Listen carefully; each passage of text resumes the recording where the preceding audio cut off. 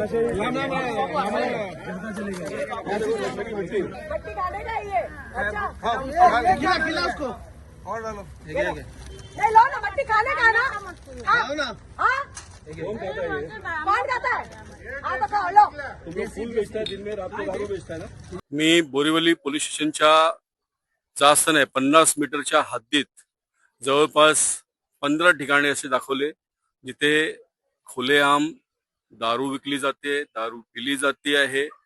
त्याच्यानंतर गुटखाचा साठा पकडला आम्ही।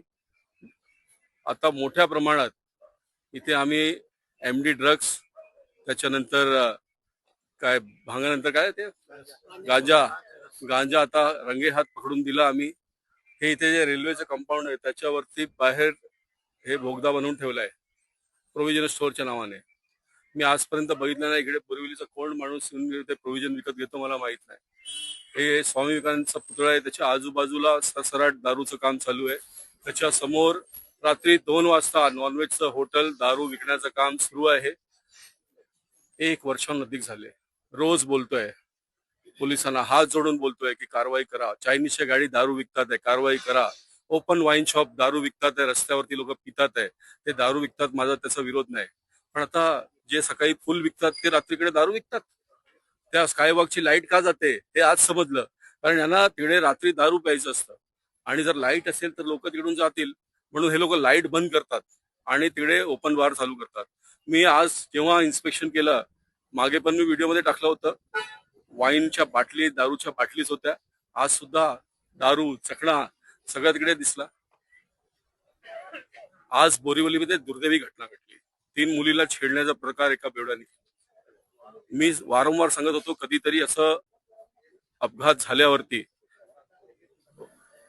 त्या दिवशी तुम्हाला उत्तर भेटणार नाही। त्या मुली गंभीर राहिल्या, त्यांनी प्रतिरोध केला म्हणून त्या सुखरूप राहिल्या। पण समजा जर ते घाबरले असते आणि आज बोरिवली काही झालं असतं